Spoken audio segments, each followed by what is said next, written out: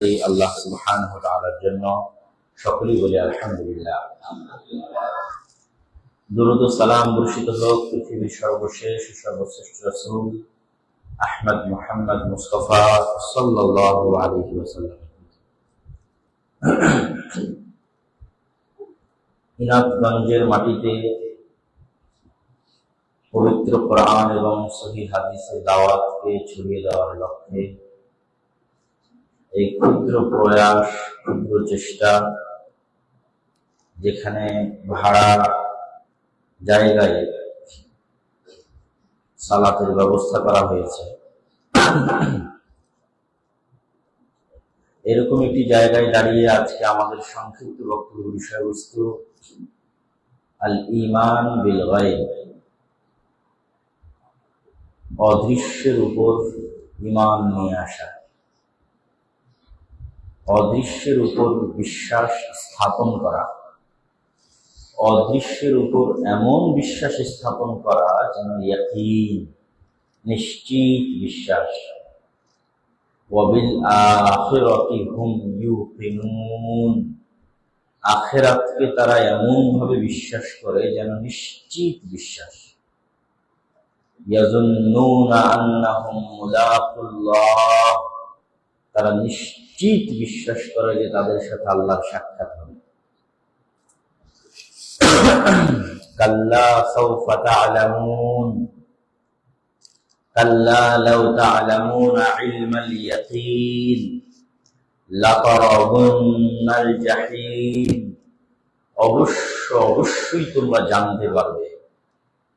আরো নিশ্চিত করে আল্লাহ বলছে, নিশ্চিত ইলমাল ইয়াকিন, অবশ্যই তোমরা নিশ্চিত ভাবে জানতে পারবে। লাতারাবুন্নাল জাহিম, অবশ্যই তোমরা নিজের চোখে জাহান্নাম দেখবে। আইনাল ইয়াকিন,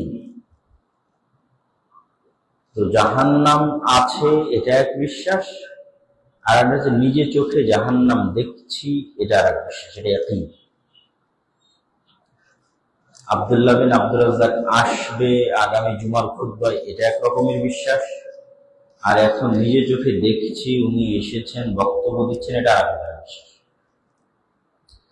তো এইরকম দেখা জিনিসের উপর আপনার বিশ্বাসের মাত্রাটা যেমন, আল্লাহ চাচ্ছেন না দেখা জিনিসের উপর ইসলাম দাঁড়িয়ে আছে, ওই না দেখা জিনিসগুলোর উপর আপনার বিশ্বাসের মাত্রা এরকম হবে। যেমন রাসূলুল্লাহ সাল্লাল্লাহু আলাইহি ওয়াসাল্লাম বলেন, প্রত্যেক জুমার দিন মসজিদের দরজায় যেখানে জুমার সালাত হবে সেখানে ফেরেশতারা এসে বসে থাকে, তারপরে মানুষজন প্রবেশ করতে থাকে, তাদের নাম লিখতে থাকে। যখন খতিব সাহেব মেম্বারে দাঁড়িয়ে যায় তখন তারা ওই খাতা বন্ধ করে দিয়ে, লেখা বন্ধ করে দিয়ে তারাও মসজিদে বসে খতিবের বক্তব্য শুনতে থাকে।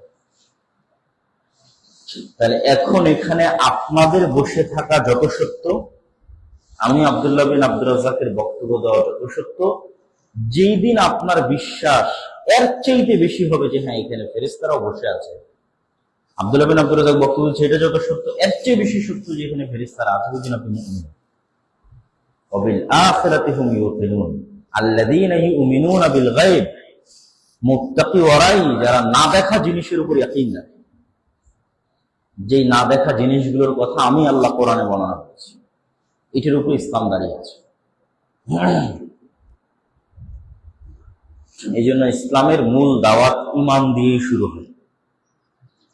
আপনি ইসলামের যে 5টা রুকুন আছে, এই 5টা রুকুনের 5টাই রাসূল সাল্লাল্লাহু আলাইহি ওয়াসাল্লামের হিজরতের পর ফরজ হয়েছে, মক্কা থেকে মদিনা হিজরতের পর ফরজ হয়েছে।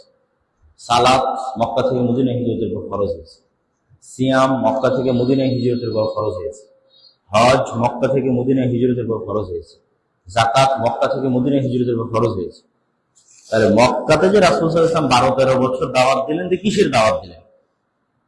তার মানে সালাতের দাওয়াত দেয়নি, যেহেতু সালাত ফরজ হয়নি।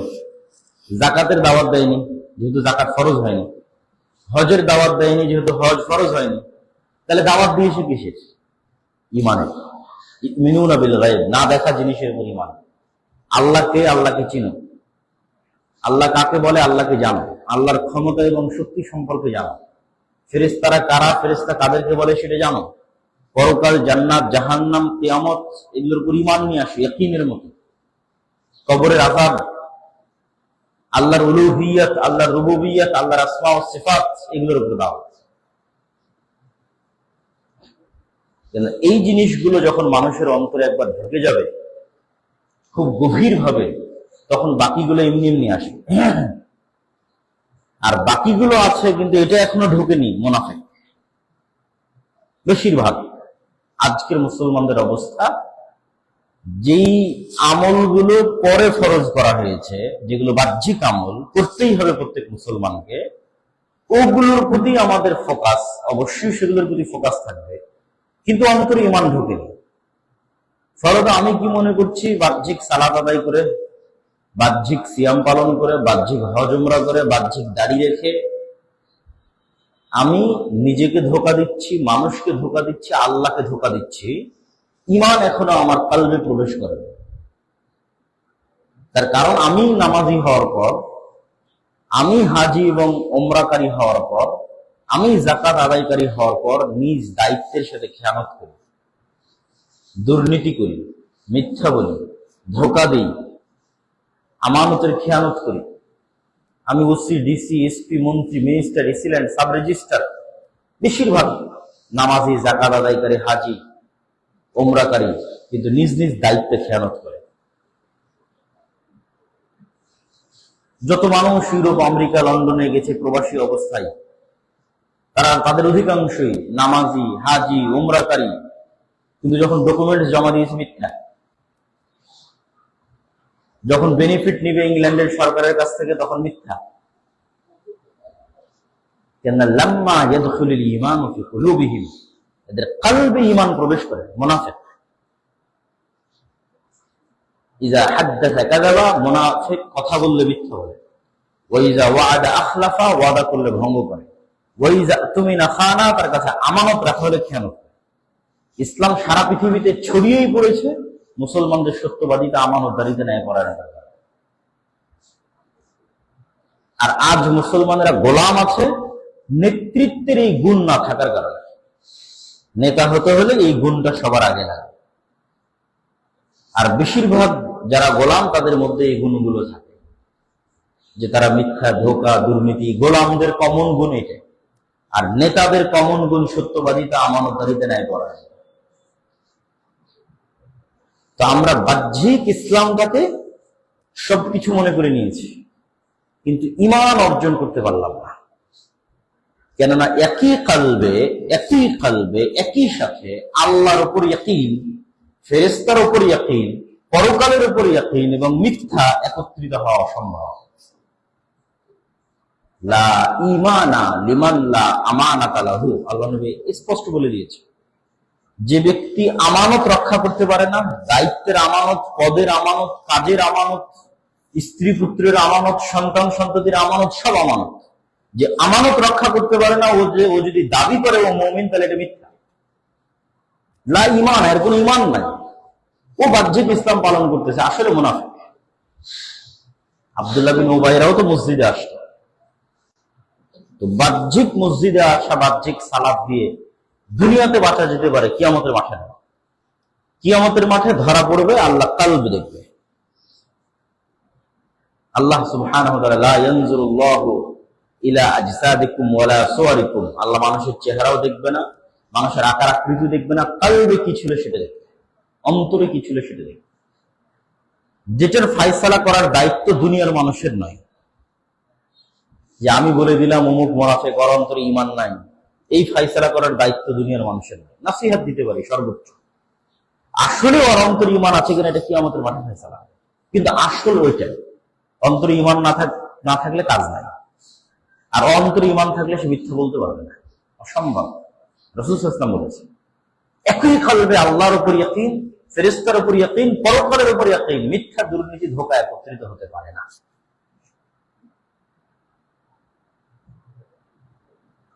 এবং মক্কার কাফের মুশরিকরাও আজকের মুসলমানদের চেয়ে ভালো ছিল। কেননা মক্কার কাফের মুশরিকরা মুশরিক ছিল, কিন্তু বনী ইসরাইল ছিল না। আর আজকের মুসলমানেরা মুশরিক তো আছেই, বনী ইসরাইলও হয়ে গেছে। একই সাথে দুইটা অভিশপ্ত গুণ মুসলমানদের মধ্যে ঢুকে গেছে, দুইটা অভিশপ্ত জাতির গুণ ঢুকে গেছে।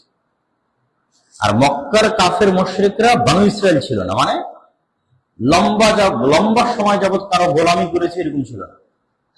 যে মক্কার কাফের মুশরিকদের এই এলাকাটা কোনো বাদশাহ দখল করে নিয়েছিল, দখল করে নিয়ে দীর্ঘদিন তাদের উপর জুলুম চালিয়েছে, এরকম ছিল না। স্বাধীন ছিল। স্বাধীন থাকার কারণে মিথ্যা ধোঁকা দুর্নীতি তাদের নেতাদের মধ্যে ছিল না। যেমন মক্কার একজন কাফের নেতা, মুশরিক নেতা আবু তালেব, আল্লাহর নবীর চাচা, যিনি কুরাইশদের সর্দার, মৃত্যু পর্যন্ত তাওহীদ কবুল করেন। কিন্তু কেউ বলতে পারবে না যে আবু তালেব কখনো মিথ্যা বলেছে। আবু তালেব মানুষের একটা টাকা মেরে নিয়েছে, আবু তালেব মানুষ অমুককে ধোঁকা দিয়েছে, অমুকের সাথে 2 নাম্বারই করেছে। হিস্ট্রিতে এই রেকর্ড নাই, কিন্তু ওরা এটা শিখেইনি।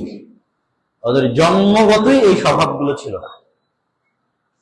যেমন মক্কার কাফের মুশরিকদের আরেকজন বড় নেতা আবু সুফিয়ান, সব যুদ্ধে আল্লাহর নবীর বিরুদ্ধে সেনাপতি। এই পক্ষের নেতা মুহাম্মদ সাল্লাল্লাহু আলাইহি ওয়াসাল্লাম, মুসলমানদের পক্ষের নেতা, কাফেরদের নেতা আবু সুফিয়ান। হাড্ডাহাড্ডি লড়াই, বদর, উহুদ, খন্দক, হুদাইবিয়া, সব যুদ্ধ। এই আবু সুফিয়ানকে যখন বাদশাহ হেরাক্লিয়াস জেরুজালেমে ডেকে মুহাম্মদ সাল্লাল্লাহু আলাইহি ওয়াসাল্লাম সম্পর্কে জিজ্ঞেস করেছে, তখন এই রেকর্ডারও ছিল না, যেমন এখানে রেকর্ডার লাগানো আছে, লাইভ ছিল না। তারপর আবু সুফিয়ান মিথ্যা বলেন। সহিহ বুখারীর হাদিস, একদম প্রথম 2-3টা হাদিসের মধ্যে আছে। কেন আবু সুফিয়ানরা মিথ্যা বলাটা জানতো না। মানুষের সাথে 2 নম্বরই করতে হবে, ধোঁকা দিতে হবে, মুনাফিকি করতে হবে, এটা জানতো। মারে মরে যাবো, বাস শেষ। মতে মিলেছে, না মিলেছে, মারে শেষ। কিন্তু ছল চাতুরি করে, 2 নম্বরই করে, ধোঁকাবাজি করে, বাটপারি করে কোনো একটা কিছু আদায় করা এটার মধ্যে নেই। এটা ওদের জন্মগত রক্তের মধ্যে ছিল।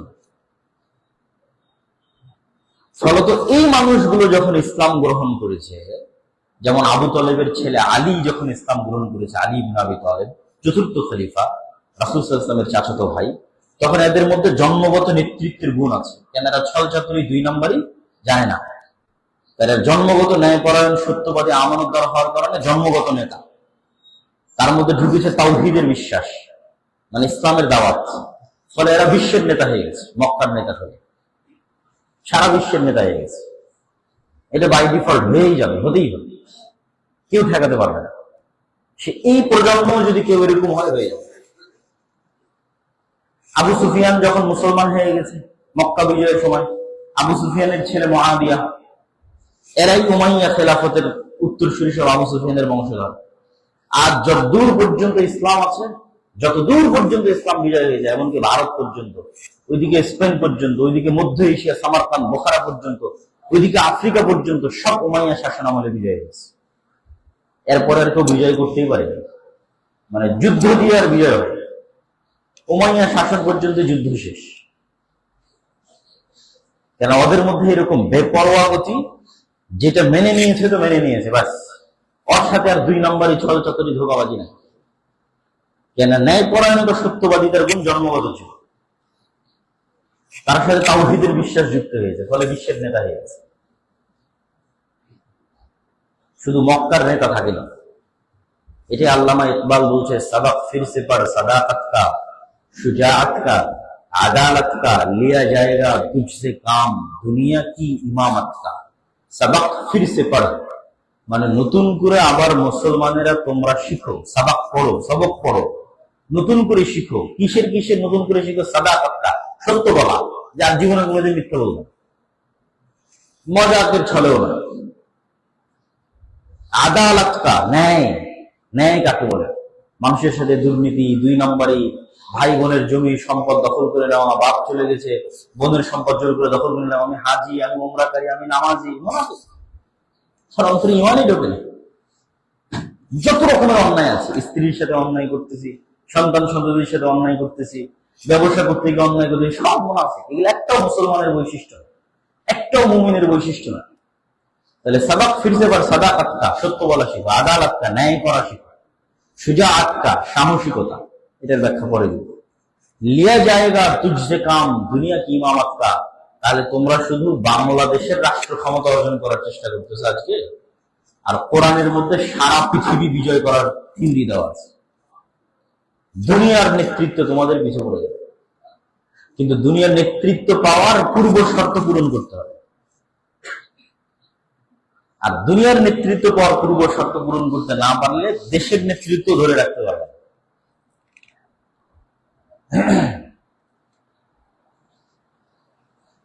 তো সম্মানিত উপস্থিতি, আমরা বলছিলাম ইমান বিল গায়েব থেকে এদিকে চলে আসলাম যে অন্তরে ইমান বিল গায়েব, অদৃশ্যের উপর ইয়াকিন, এটা হলো প্রকৃত শুরু, যাত্রার শুরু, যেটা রাসূল সাল্লাল্লাহু আলাইহি ওয়াসাল্লাম মক্কার জীবনে করেছেন। এটা যতক্ষণ অর্জিত না হবে ততক্ষণ সম্ভব না।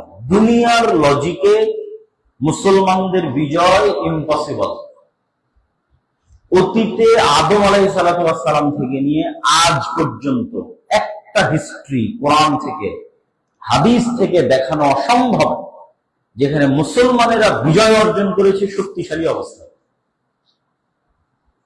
যতগুলো ঐতিহাসিক ঘটনা দেওয়া আছে সবগুলোতে মুসলমানেরা বিজয় অর্জন করেছে দুর্বল অবস্থা,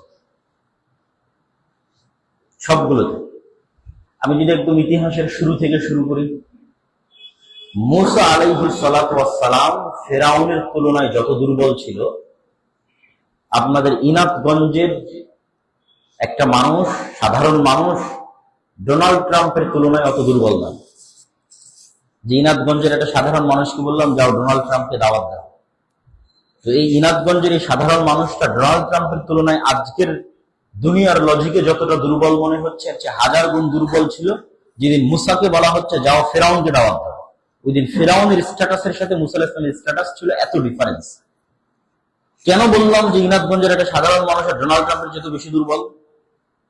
কেন মুসা আলাইহিস সালামকে যখন দাওয়াত দিতে বলা হচ্ছে তখন উনি ফাঁসির মৃত্যুদণ্ডপ্রাপ্ত আসামি। কার আদালতে? ওই যে আমেরিকার আদালতে। মানে আমি একজন ইনাতগঞ্জের মানুষকে বলছি তুমি আমেরিকার প্রেসিডেন্টকে ডোনাল্ড ট্রাম্পকে দাওয়াত দিবা, এমত অবস্থায় যে ইনাতগঞ্জের এই মানুষটা আমেরিকার আদালতে ফাঁসির দণ্ডপ্রাপ্ত। তাহলে মুসা আলাইহিস সালাম ফেরাউনের আদালতে মৃত্যুদণ্ডপ্রাপ্ত আসামি। এমত অবস্থায় মুসা আলাইহিস সালামকে বলা হচ্ছে তুমি যাও ফেরাউনকে দাওয়াত দাও। এই জন্য ইনাতগঞ্জের এই মানুষের চাইতে ডোনাল্ড ট্রাম্পের তুলনায় মুসা আলাইহিস সালাম দুর্বল ছিল ফেরাউনের কাছে।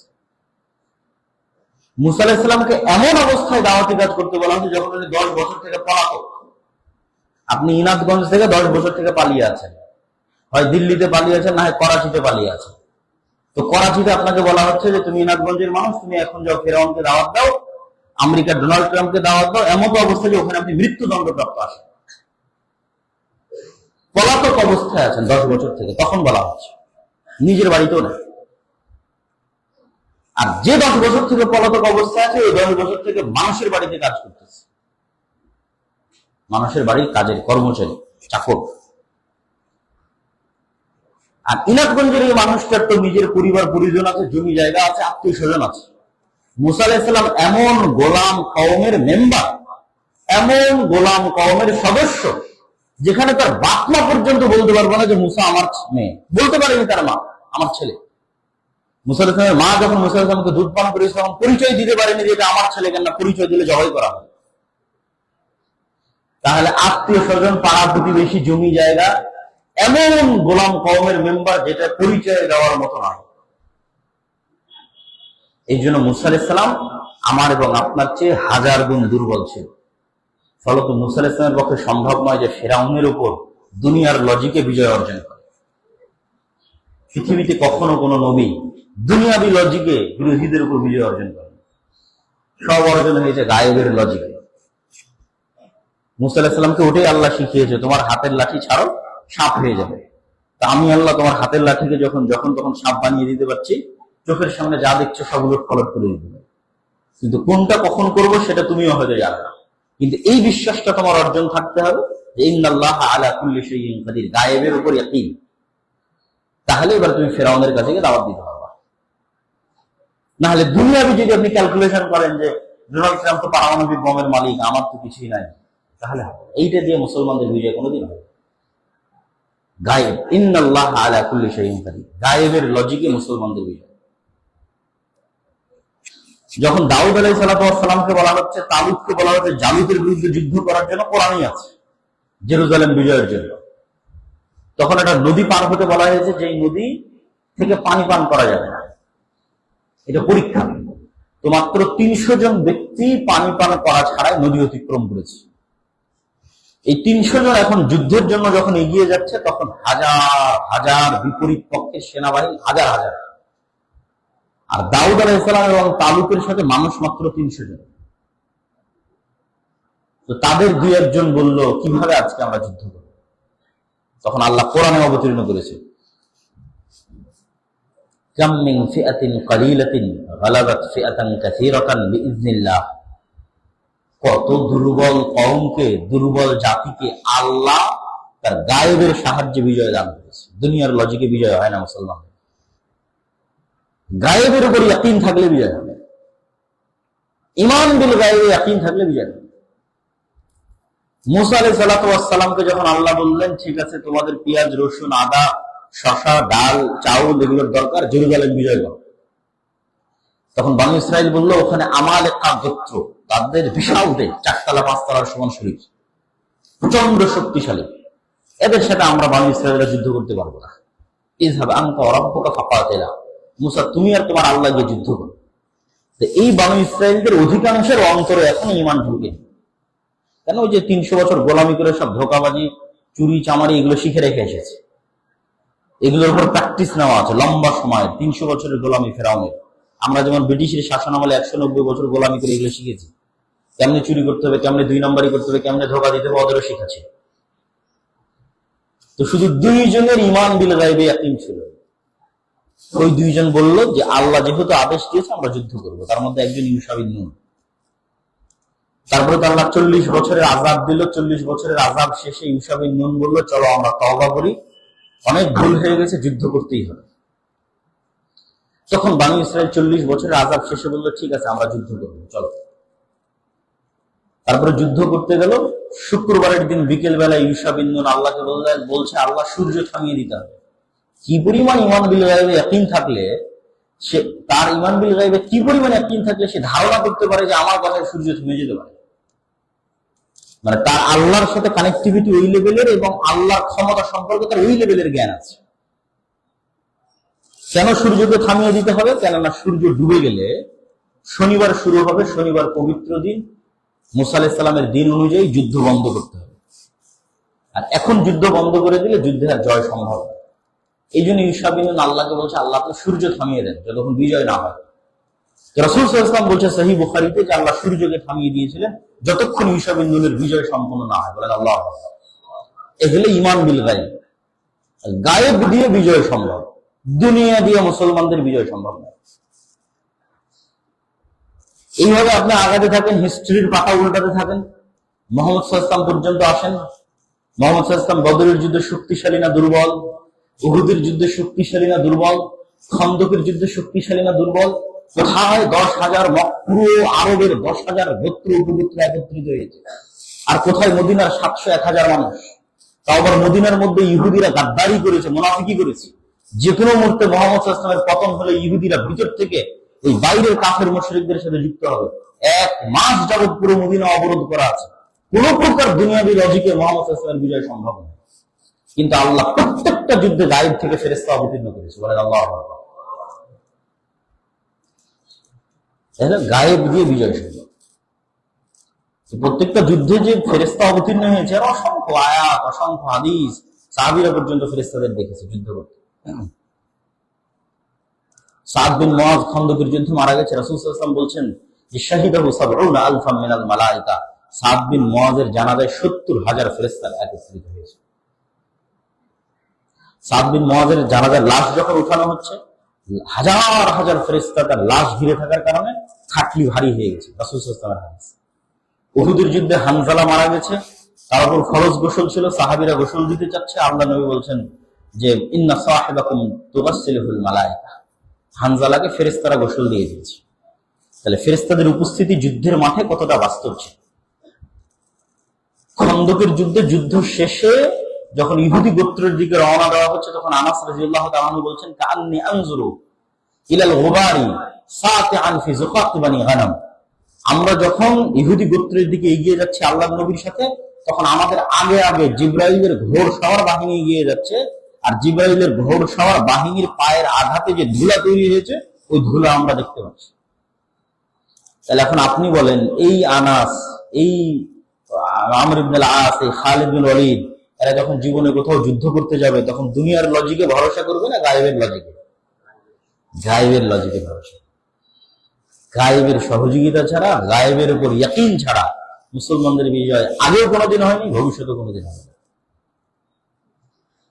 এবং আমরা যে আজকে মনে করছি যে না, আমাকে হিন্দুদের মন্দির, একটা শিল্পের আস্তানা পাহারা দিয়ে সহযোগিতা করে তাদের ভোট নিতে হবে, এটা হচ্ছে গায়েবের উপর ঈমান না থাকার প্রমাণ, গায়েবের উপর ইয়াকিন না থাকার প্রমাণ। যখন আপনার ঈমান বিল গায়ব ইয়াকিন অর্জিত হয়ে যাবে, তখন আপনি আর দিনে কোথাও কম্প্রোমাইজ করবেন না। ইব্রাহিম আলাইহিস সালামের মতো, ये दौर अपने इब्राहिम की तलाश में है, सनम कदा है जहां ला इलाहा इल्लाल्लाह। আল্লামা ইকবাল বলেছে যে আজকের যুগে মুসলমানদের একজন ইব্রাহিম দরকার, যে ইব্রাহিম হবে পূর্ণ শতভাগ তাওহীদপন্থী এবং নন কম্প্রোমাইজ। পৃথিবীতে একা ইব্রাহিম, আর কেউ মুসলমান নাই। ইব্রাহিম কোনোদিন মনে করেনি যে না ঠিক আছে, আমি একাই যে মুসলমান, তো কারোর সাথে কম্প্রোমাইজ করি না। ঈমান বিল গায়ব ইয়াকিন আর উইদাউট এনি কম্প্রোমাইজ, চাহে একাই থাকবে পৃথিবীতে, তার নাম ইব্রাহিম। ये दौर अपने इब्राहिम की तलाश में है, যে মুসলমানদের আজকের যুগে একজন ইব্রাহিম লাগবে, যার তাওহীদ ও বিশ্বাস হবে শতভাগ, যার ঈমান বিল গায়ব হবে শতভাগ, যার সত্যবাদিতা, আমানতদারিতা, ন্যায়পরায়ণতা হবে শতভাগ। যদি একাই থাকে তো একা। সানাম কাদা হয় জাহাঁ, কেননা পুরো পৃথিবী মূর্তি পূজায় ব্যস্ত হয়ে গেছে। এই মূর্তি পূজা সেই মূর্তি পূজা নয়, এটা আল্লামা ইকবাল ভেঙে দিয়েছে। যে আমি যেই মূর্তি পূজায় পৃথিবী ব্যস্ত হয়ে গেছে, তার মানে ওই মূর্তি বানিয়ে পূজা করবে, সেটা বলবে। ইনসারে খুদাओं में बड़ा सबसे वतन है, इसका जो पैरहन है वो मजहब का कफन है, नए जमाने के आजर में तरशवाए हैं खुदा आओ। বলছে এই আধুনিক যুগের আজরেরা নতুন মূর্তি বানিয়েছে। আমি যে মূর্তির কথা বলছি, যে সারা পৃথিবী মূর্তি পূজায় ব্যস্ত, এই মূর্তি পূজা ওই 5000 বছর আজরের বানানো মূর্তি না। নতুন যুগের যারা আজর, তারা মূর্তি বানিয়েছে নতুন। নতুন যুগের আজরেরা নতুন মূর্তি বানিয়েছে। এই নতুন মূর্তিগুলোর নাম কি? সেকুলারিজম, ডেমোক্রেসি, ন্যাশনালিজম, এগুলো হচ্ছে নতুন মূর্তি। আল্লামা ইকবালের কথা, এগুলো হচ্ছে নতুন মূর্তি। ইনসারে খুদাओं में बड़ा सबसे वतन है। তো যতগুলো মূর্তি আজকের আধুনিক যুগের আজরেরা বানিয়েছে, তার মধ্যে সবচেয়ে বড় মূর্তি হচ্ছে ন্যাশনালিজম, জাতীয়তাবাদ। এরকম বড় মূর্তি হচ্ছে সেকুলারিজম, লিবারালিজম। এরকম বড় মূর্তি হচ্ছে ডেমোক্রেসি। এই মূর্তি পূজার বাইরে পৃথিবীতে কেউ টিকে থাকতে পারবে না। পৃথিবীতে কারোর টিকে থাকার রাইট নাই যতক্ষণ না এই মূর্তিগুলোর পূজা না করবে, ন্যাশনালিজমের পূজা না করবে, সেকুলারিজমের পূজা না করবে, ডেমোক্রেসির পূজা না করবে, তখন পৃথিবীতে কেউ বেঁচে থাকতে পারবে। তাহলে কার দরকার? ये दौर अपने इब्राहिम की तलाश में है। তাহলে এই যুগে একজন ইব্রাহিমের দরকার। কেন? সানাম কাদা হয় যাহা, পুরো পৃথিবী মূর্তি পূজায় ব্যস্ত।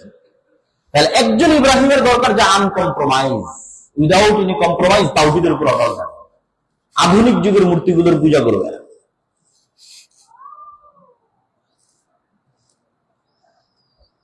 সম্মানিত উপস্থিতি, তাহলে আমরা বলতেছিলাম ঈমান বিল গায়ব হচ্ছে মুসলমানদের বিজয়ের পূর্ব শর্ত। যতক্ষণ ঈমান বিল গায়বে ইয়াকিন অর্জিত না হয়েছে, দুনিয়ার লজিকে মুসলমানদের বিজয় আগে কোনোদিন হয়নি, কিয়ামত পর্যন্ত কোনোদিন হবে না। এখানে আরেকটা ঘটনা বলি আপনাদের। ওয়ামা নাকামু মিনহুম ইল্লা ইউমিনু বিল্লাহিল আজিজিল হামিদ। সূরা বুরুজের মধ্যে আল্লাহ সুবহানাহু ওয়া তাআলা একটা জাতির বর্ণনা তুলে ধরেছে, যাদেরকে বলা হয় আসহাবুল উখদুদ, গর্তওয়ালা। গর্তের ঘটনা যাদের সাথে ঘটেছে। তো গর্তের ঘটনা কি? এক ছোট বালক, সে এক পাদ্রীর কাছে দ্বীন অর্জন করার জন্য যেত। এক জাদুকরের কাছে দিন অর্জন করার জন্য, জাদুর জ্ঞান অর্জন করার জন্য যেত। জাদুর জ্ঞান অর্জন করতে যেতে পথের মধ্যে আর এক পাদ্রির সাথে সাক্ষাৎ হয়, খ্রিস্টান ধর্মের অনুসারী। সেই পাদ্রির কাছে সে তাওহীদের দাওয়াত পায়। কেননা সব নবীর দাওয়াত তো তাওহীদ ছিল, তখনকার তাওহীদ, ঈসা আলাইহিস সালামের তাওহীদ যতটুকু পাদ্রীদের কাছে ছিল। তো সে একদিন রাস্তায় পরীক্ষা করতে চায় যে জাদুকরের জাদু শক্তিশালী না তাওহীদের বিশ্বাস শক্তিশালী। তো রাস্তায় তার পরীক্ষায় তাওহীদের বিশ্বাস তার কাছে বেশি শক্তিশালী প্রমাণিত। ফলত সে জাদুর শিক্ষা ছেড়ে দিয়ে তাওহীদের দাওয়াত দেওয়া শুরু করে। আল্লাহর পরিচয়, আল্লাহর একত্ববাদ, আল্লাহর শক্তি, আল্লাহর ক্ষমতা, তাওহীদ। বাদশাহ তখন তাকে ডাক দিয়ে তাকে হয় এই দাওয়াত পরিত্যাগ করতে বলেন, আর না হয় শাস্তি, মৃত্যুদণ্ড। তারপরে বাদশাহ তাকে বিভিন্ন ভাবে শাস্তি দেওয়ার চেষ্টা করে, পাহাড়ে তুলে ফেলে দেওয়ার চেষ্টা করে, নদীতে নৌকা নিয়ে ফেলে দেওয়ার চেষ্টা করে, কোনোভাবেই তার উপর শাস্তি বাস্তবায়ন করতে পারে না। পাহাড়ে উঠলে পাহাড় কেঁপে অন্যরা পড়ে যায়, সে থেকে যায়। নদীতে নৌকা নিয়ে গেলে ঢেউয়ে অন্যরা পড়ে যায় নদী থেকে, সে থেকে যায়। তখন সে বাদশাকে বলে, আপনি যদি আমার উপর শাস্তি বাস্তবায়ন করতে চান, আল্লাহর নামে তীর ছুটতে হবে এবং হাজার হাজার মানুষের সামনে। বাদশাহ বলে, ঠিক আছে। সারা গ্রাম, এলাকা, দেশ এলান করে এই বালককে এখন হত্যা করা হবে বিসমিল্লাহ বলে তীর ছাড়ার মাধ্যমে। তো বিসমিল্লাহ, আল্লাহর নামে তীর যখন ছাড়া হয় তখন সত্যি বালককে গিয়ে লাগে এবং সে মারা যায়। এই দৃশ্য দেখে উপস্থিত পুরো মাজমা মুসলমান হয়ে যায়। এই যে পুরো মানুষ মুসলমান হয়ে গেল, এদেরকে এখন বলা হচ্ছে যে তোমরা যদি ইসলাম ত্যাগ না করো, আল্লাহর উপর ঈমান ত্যাগ না করো, তাহলে এই যে জ্বলন্ত আগুন, এই জ্বলন্ত আগুনে ঝাঁপ দিতে হবে। এটা হলো আসহাবুল উখদুদ সূরা বুরুজের ঘটনা। আল্লাহ বলছে, ওয়া নাকামু মিনহুম ইল্লা আইয়ুমিনু বিল্লাহিল আজিজিল হামিদ। আমি শর্ট করে বললাম যে এই যে এদেরকে আগুনে নিক্ষেপ করা হচ্ছে, তার একটাই কারণ, এরা আল্লাহর উপর ঈমান এনেছে। ঈমান বিল গায়বে এদের ইয়াকিন তৈরি হয়ে গেছে। তো একটা ছোট বাচ্চা কোলে মাও সেখানে ঝাঁপ দিতে গেছে। তখন মায়ের দ্বিধা যে আমি না হয় আগুনের কষ্ট সহ্য করবো, সন্তানের কি হবে। তখন সন্তান কথা বলে উঠেছে যে না, এখানেই আপনি যান। কেন? এটাই হচ্ছে ঈমান বিল গায়বি ইয়াকিন। তারা কেন আসহাবুল উখদুদ কেন এই আগুনে ঝাঁপ দিতে সক্ষম হবে? একটা কারণে আগুনে ঝাঁপ দিতে সক্ষম হয়েছে, তারা ইয়াকিনের সাথে বিশ্বাস করে এই আগুনই জান্নাত। এইটা যতক্ষণ ইয়াকিনের সাথে বিশ্বাস না করতে পারবে, ততক্ষণ আগুনের মধ্যে ঢুকতে পারবে না স্বেচ্ছায়। আগুনের মধ্যে তখনই স্বেচ্ছায় ঢুকতে পারবে যখন ইয়াকিনের লেভেলে দেখতে পাবে যে আগুনের মধ্যে কি দেখতে পাচ্ছে। বলেন তো, একটু জোরে বলেন, আগুনের মধ্যে কি দেখা যাচ্ছে? জান্নাত দেখা যাচ্ছে। ওই দাজ্জাল যখন তার জাহান্নাম দেখাবে, ওইটা জান্নাত। যাদের ঈমান বিল গায়বি ইয়াকিন আছে, তারা ওই জাহান্নামে ঢুকে যাবে যে ওই আগুনের মধ্যে জান্নাত আছে। আর যাদের ঈমান বিল গায়বি ইয়াকিন নাই, তারা তো বলবে এসির বাতাস আরাম, ফ্যানের বাতাস আরাম, ওই আগুনের চাইতে। কেন? ও বাহ্যিক দৃষ্টিতে দেখতেছে এটা আগুন, কিন্তু গায়েবে ওটাই জান্নাত। এই গায়েবের উপর ইয়াকিন যতক্ষণ না হবে, বিজয় সম্ভব না। আজকে আপনি আমাকে বাংলাদেশের ক্ষমতা দিয়ে দিবেন, কালকে আপনার ইংল্যান্ড থেকে ডলার আসা বন্ধ হয়ে যাবে। তখন আপনার ইংরাজগঞ্জের মানুষ বলবে, ভাগা ভাগে কিসের ইসলাম, সেকুলারিজমই ভালো আছে। কেন? যখন আপনি ইসলাম কায়েম করবেন, পুরো বিশ্ব অর্থনৈতিক অবরোধ দিয়ে দেবে। তখন আপনার ডলার কই থেকে আসবে, এসি কই থেকে চলবে, ফ্রিজ কই থেকে চলবে, সব বন্ধ হয়ে যাবে। তখন কারা টিকতে পারবে? যদি ঈমান বিল গায়বি ইয়াকিন আছে। আর যদি ঈমান বিল গায়বি ইয়াকিন নেই, সব বলবে ইসলামকে মানো। এই জন্য ঈমান বিল গায়বি ইয়াকিন ছাড়া পশ্চিমকালের ইসলামের বিজয় সম্ভব না। পূর্ব শর্ত পূরণ করতে হবে। ইসলামকে আপনি রাষ্ট্র ক্ষমতায় দেখতে চান, তার পূর্ব শর্ত পূরণ না করলে কোন মায়ের বেটার ক্ষমতা নাই ইসলামকে রাষ্ট্রে নিয়ে আসার পর টিকিয়ে রাখে। পূর্ণাঙ্গ ইসলাম, বিকৃত ইসলামের কথা বলেন। পূর্ণাঙ্গ ইসলাম রাষ্ট্রে নিয়ে আসবে, তারপর টিকিয়ে রাখবে, ততদিন পর্যন্ত সম্ভব না যতদিন না আপনাদের ঈমান বিল গায়বি ইয়াকিন অর্জন না যে ওই আগুনে জান্নাত আছে। তাহলে আমরা এখন যে কষ্টের মধ্যে জীবন যাপন করবো রাষ্ট্রে ইসলাম প্রতিষ্ঠা করার জন্য, এটাই জান্নাত। আর যতক্ষণ ওই যে বস্তুবাদী, ম্যাটেরিয়ালিস্টিক, সেকুলারিজম, এগুলো যখন আপনার অন্তরের মধ্যে থেকেই যাবে, দুনিয়ার ভালোবাসা, ঈমান বিল গায়বে যখন ইয়াকিন না, তখন আপনি হাজার ভোট দিয়েও ইসলামকে বিজয় করতে পারবেন না। বিজয় করলেও পূর্ণাঙ্গটা বাস্তবায়ন হবে না। পূর্ণাঙ্গটা বাস্তবায়ন হলে 2 দিনের মধ্যে ভেঙে পড়ে যাবে, মানুষই বিদ্রোহ করে ভাগায় দেবে। কেন? সবাই সেকুলারে বিশ্বাসী, সবাই বস্তুবাদে বিশ্বাসী। সম্মানিত উপস্থিতি, ইসলামের পূর্ণাঙ্গ বিজয়ের জন্য আমাদের মুসলমানরা তিনটে জিনিসে পিছিয়ে আছে। আজকের জুমার খুতবার একদম সারমর্ম। এক নাম্বার, যেটি দিয়ে বক্তব্য শুরু করেছি, ইমান বিল গায়ব নাই, আল্লাহর শক্তি ক্ষমতার উপর আস্থা নাই, আল্লাহর ফেরেশতারা সর্বত্র বিরাজমান আছে, সব জায়গায় আমাদের সাথে আছে, আমাদের সহযোগিতা করতে পারে, নবীদের যুদ্ধের মাঠে সহযোগিতা করেছে, এটার উপর ইয়াকিন নাই। শুধু মনে করছি দুনিয়ার এই লজিকে আমাকে, এটাই লজিক, এটাই শেষ, তাহলে অতীতে কোনোদিন বিজয় হতো না, আগেও কোনোদিন হবে না। গায়েবে ইয়াকিন রাখতে হবে। দুই নাম্বার, আমাদের অন্তরে যেহেতু ইমান ঢোকেনি, এই জন্য আমরা অধিকাংশ মুনাফিক, মিথ্যা বলি, দুর্নীতি করি, ধোঁকা দিই। বানু ইসরাইলের স্বভাব আমাদের মধ্যে আছে। বানু ইসরাইলকে যখন আল্লাহ বলল যে শনিবারের দিন মাছ ধরা যাবে না, দাউদ আলাইহিস সালাম যখন কোরআন পড়ে, জাবুর পড়ে, তো তার তেলাওয়াত এত সুন্দর, আওয়াজ এত সুন্দর, মাছেরা পর্যন্ত তার আওয়াজ বুঝতে পারে, মাছেরা পর্যন্ত নদীর ধারে চলে আসে, হাজার হাজার লক্ষ লক্ষ মাছ দাউদ আলাইহিস সালামের তেলাওয়াত শোনার জন্য। ওই মাছগুলোকে ইহুদিরা ধরত। তো আল্লাহ বলল শনিবারের দিন মাছ ধরা নিষেধ। এই ইহুদিরা, এই বানু ইসরাইলরা নবীর সন্তান, এরা ইব্রাহিমের সন্তান, ইসহাকের সন্তান, ইয়াকুবের সন্তান, ইউসুফ আর ইউসুফের 11 ভাইয়ের সন্তান। কিন্তু ফেরাউনের 300 বছর গোলামি করে এরা এত 2 নম্বরই শিখেছে, আল্লাহ মাফ করুন, এত 2 নম্বরই শিখেছে, এরা বলতেছে ঠিক আছে শনিবারের দিন এই মাছগুলোকে আমরা ধরবো না, তবে ঘিরে রেখে দিই। শনিবারের দিন মাছ ঘিরে রেখে দিয়েছে, যে রবিবারের দিন মাছ ধরছে। কি পরিমাণ 2 নম্বরই বুদ্ধি! ঠিক আমরা মুসলমানেরা এরকম বানু ইসরাইলের মতো 2 নম্বরই বুদ্ধিতে পারদর্শী। কিভাবে কাকে ধোকা দিতে হবে, কার একটা টাকা মারিয়ে দিতে হবে, কেমনে ডকুমেন্ট জাল করতে হবে, কেমনে বেনিফিট নিতে হবে, সব জায়গায় মিথ্যা, জুয়া, চুরি, 2 নম্বর। এটা দিয়ে নেতৃত্ব হবে না, এটা গোলামীর স্বভাব। নেতৃত্বের ক্রাইটেরিয়া থেকে বাতিল। এবং এই জন্য আমাদের মধ্যে ডেমোক্রেসি কন্টিনিউ করা আছে, যেন এখানে সত্যবাদী আমানতদার ন্যায় করার নেতার উত্থান না হতে পারে। কেন ডেমোক্রেটিক সিস্টেম এতটাই জঘন্য, এতটাই নিকৃষ্ট, এখানে এক দল তো আর এক দলের বিরুদ্ধে গীবত, নিন্দা, মিথ্যা বলবেই। একই দলের একই আসনের 10-12টা মনোনয়ন প্রার্থী একজন আরেকজনের বিরুদ্ধে মিথ্যা বলবে, তাহলে ওর লিডারশিপের শুরুই হচ্ছে মিথ্যা দিয়ে। তার মানে সে নেতা নয়, আল্লাহর লজিকে সে নেতা নয়, গায়েবের লজিকে সে নেতা নয়। তাহলে এমন একটা সিস্টেম যেখানে লিডারশিপের শুরু হয় গোলামি দিয়ে, মিথ্যা, ধোকা, 2 নম্বরই দিয়ে, নেতৃত্ব শুরু হচ্ছে গোলামি দিয়ে। এদের দিয়ে কোনোদিন আজাদ হবে, স্বাধীন হবে না। মুসলমানরা স্বাধীন হবে না, দেশ স্বাধীন। এরা যেদিন এমপি হবে, মন্ত্রী হবে, মিনিস্টার হবে, এদেরকে টাকা দিয়ে আমেরিকা কিনে নেবে, এদেরকে টাকা দিয়ে ভারত কিনে নেবে। গোলাম কেন? ফার্স্টই গোলামীর স্বভাব চর্চা করা হয়েছে, যে তুমি 2 নম্বরে আগে থেকে শিখে রাখো, মিথ্যা, দুর্নীতি আগে থেকে শিখে রাখো, যাতে তোমাকে দিয়ে আমরা দুর্নীতি 2 নম্বরে করা হবে। ফলত সৎ যোগ্য নেতা কোনোদিন সামনে আসতে পারবে না। এই জন্য মুসলমানদের আগে কালচার তৈরি করতে হবে ওই মক্কার কাফের মুশরিকদের মতো, যে সত্য, ন্যায়, কোনো কম্প্রোমাইজ নেই। এরকম একটা প্রজন্ম লাগবে, যাদের যেমন ইমান বিল গায়বে ইয়াকিন থাকবে, ঠিক সত্য এবং ন্যায়ের উপর অটল থাকবে।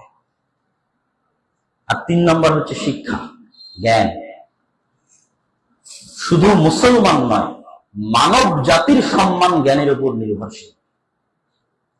ফেরেশতা এবং জিনদের উপর মানব জাতিকে শ্রেষ্ঠত্ব দেওয়া হয়েছে জ্ঞানের কারণে। ফেরেশতাদের দিয়ে সিজদা করানো হয়েছে জ্ঞানের কারণে। আল্লাহ সুবহানাহু ওয়া তাআলা নিজে জ্ঞানী। তাহলে জ্ঞান অর্জন করা কত ভালো গুণ, যে আল্লাহর গুণ হচ্ছে আল্লাহ সবার চেয়ে বেশি জ্ঞানী। জ্ঞান অর্জন করা কত ভালো গুণ, যে আল্লাহর গুণ হচ্ছে আল্লাহ সবার চেয়ে জ্ঞানী। জ্ঞান অর্জন করা কত ভালো গুণ, যে আদম আলাইহিস সালামকে ফেরেশতারা সিজদা করতেছে কেন? তিনি জ্ঞানী। এই জন্য কোরআন অবতীর্ণ হয়েছে জ্ঞান দিয়ে। ইকরা বিসমি রাব্বিকাল্লাযী খালাক, ইকরা ওয়া রাব্বুকাল আকরাম। পড়ো। পড়ার জ্ঞান মুসলমানদের বাঁচার রাস্তা। আর পড়ার জ্ঞান থেকে যত দূরে, মুসলমানদের গোলামি তত বেশি। ইহুদিরা কি করে? পড়ে, জ্ঞান অর্জন করে। মুসলমানেরা কি করে? জুয়া, মদ, বিড়ি, cigarette, free fire, PUBG, TikTok, Facebook, Instagram, Netflix, যত নেশার রাস্তা আছে, যত সময় নষ্টের রাস্তা আছে, যত জ্ঞান বিমুখতার রাস্তা আছে, সবগুলোতে 1 নম্বরে না।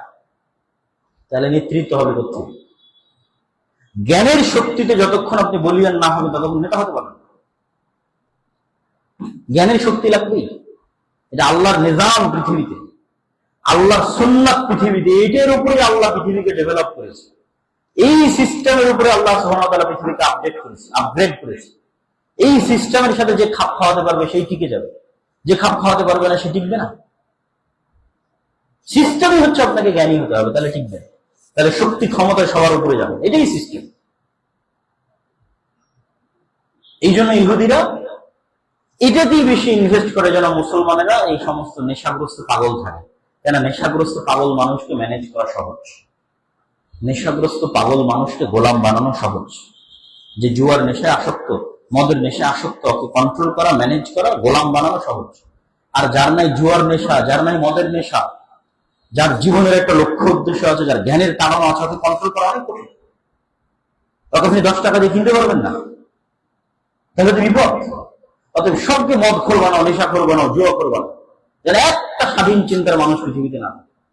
মুসলমানেরা ওই রাস্তায় হাঁটতেছে, মুসলমানদের যুবকেরা ওই রাস্তায় হাঁটতেছে, সব জুয়া খোর, মদ খোর, নেশা খোর। ফলত এদের বয়স যখন 30-35 হয়ে যায়, তখন এদের হয় সৌদি, কুয়েত, কাতার, বাহরাইনে গিয়ে প্রবাসী, আর না হয় ইউরোপে গিয়ে রেস্টুরেন্টে আর ফুড পান্ডায় জব, এর বাইরে আর কোন রাস্তা না।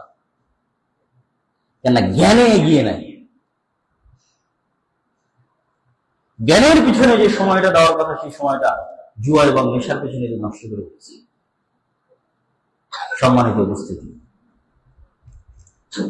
আমাদের আজকের বক্তব্যের আমরা সারমর্ম এবং সামারি আবারও বলি, আজকে মুসলমানেরা গোলামীর জীবনযাপন করছে। এই গোলামীর জীবনযাপনের সামারি হচ্ছে, তারা যেমন মুসা আলাইহিস সালামের কওম বানী ইসরাইলের স্বভাব চরিত্র তাদের মধ্যে আছে, ঠিক মক্কার কাফের মুশরিকদের শিরকও তাদের মধ্যে আছে। এগুলো থেকে মুক্তির জন্য 3টা জিনিস জরুরি ভিত্তিতে মুসলমানদের লাগবে। ঈমান বিল গায়বে ইয়াকিন লাগবে, সত্যবাদিতা ন্যায়পরায়ণতার চর্চার মাধ্যমে নেতৃত্বের বিকাশ লাগবে, আর শিক্ষায় এবং জ্ঞানে বিশ্বের নেতৃত্ব, দেশের নেতৃত্ব দেওয়ার জন্য মদ, জুয়া, নেশা, এই সমস্ত নিকৃষ্ট সময় নষ্টের যত রাস্তা আছে, এই সময় নষ্টের রাস্তাগুলোকে বন্ধ করতে হবে। দেখেন, অস্ট্রেলিয়া আইন করে 16 বছরের নিচের শিশুদের ফোন ব্যবহার, সামাজিক যোগাযোগ মাধ্যম ব্যবহার নিষিদ্ধ করে দিয়েছে। মার্ক জুকারবার্গ তার ছেলে মেয়েদের 18 বছরের পূর্বে অ্যান্ড্রয়েড ফোন হাতেই দেয়।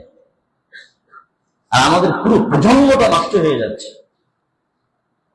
এই এক অনলাইনের জুয়া নেশায়, আর এক টিকটক আর ইনস্টাগ্রামের নেশায়। তাহলে এই প্রজন্ম গোলাম না হলে কারা গোলাম হবে? অতএব গোলামি থেকে বাঁচার রাস্তা জ্ঞান ছাড়া নাই, গোলামি থেকে বাঁচার রাস্তা সত্যবাদিতা ন্যায়পরায়ণতার চর্চা করা ছাড়া নাই, গোলামি থেকে বাঁচার রাস্তা ঈমান বিল গায়বে ইয়াকিন ছাড়া নাই। আল্লাহ সুবহানাহু ওয়া তাআলা আমাদেরকে এই গুণগুলো অর্জন করার তৌফিক দান করুক। আল্লাহ, এগুলো কোরআনের সারমর্ম। কোরআনে এই জিনিসগুলো আল্লাহ সুবহানাহু ওয়া তাআলা ঘুরিয়ে ফিরে বলতে থেকেছে। আপনি যখন পুরো কোরআন পড়ে শেষ করবেন, দেখবেন ঘুরে এই সামারিতে আসছে। ওই যে বারবার ঘুরে ফিরে আল্লাহ জান্নাত জাহান্নামের কথা বলে, আল্লাহর ক্ষমতার কথা বলে, সৃষ্টির রহস্যের কথা বলে, এগুলো সব গায়েব। এগুলো হচ্ছে ঈমান বিল গায়বে ইয়াকিন অর্জন করার জন্য। তারপরে নবীদের যত জীবনী আছে, প্রত্যেক নবীর জীবনীর মধ্যে আপনি কমন পাবেন যে তাদের মধ্যে ন্যায়পরায়ণতা, সততা, আমানতদারিতা, ধৈর্য, এই গুণগুলো কমন। নবীদের জীবনী থেকে ওগুলো শিখার জন্যই বলে যে এই গুণগুলো অর্জন করা ছাড়া তোমরা নেতা হতে পারবে না। ধৈর্যের গুণ যার নাই সে নেতা নয়। সব নবীর মধ্যে আপনি এই নবীদের জীবনী পড়বেন, এই গুণগুলো কমন পাবেন। কেন? এগুলো দিয়ে তারা নেতা হয়েছে, এগুলো দিয়ে কোরআন পরিপূর্ণ হয়েছে। আর 3 নাম্বার জ্ঞান এবং শিক্ষা। জ্ঞান এবং শিক্ষার কথা প্রত্যেকটা আয়াতের শেষে বলা আছে, লাআল্লাকুম তাআকিলুন, লাআল্লাকুম তা'লামুন, যদি তোমরা জানতে, যদি তোমরা বুঝতে, লাআল্লাকুম তাতাফাক্কারুন, যদি তোমরা চিন্তা করতে, লাআল্লাকুম তাদাব্বারুন, যদি তোমরা বুঝার চেষ্টা করতে। কত ভাবে যে বলা তার হিসাব নেই। শুধু চিন্তা, বুঝা, জ্ঞান, শিক্ষা। আল্লাহ সুবহানাহু ওয়া তাআলা আমাদের এই বিষয়গুলোর প্রতি জানা, বোঝা এবং মানার তৌফিক দান করুক। আল্লাহ আমিন।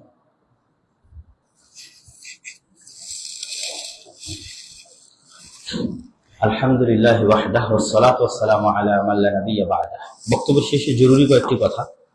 দীর্ঘদিন চেষ্টার পর আপনাদের এখানে আসা হয়েছে, কিভাবে আবারও কবে আসা হবে আল্লাহ ভালো।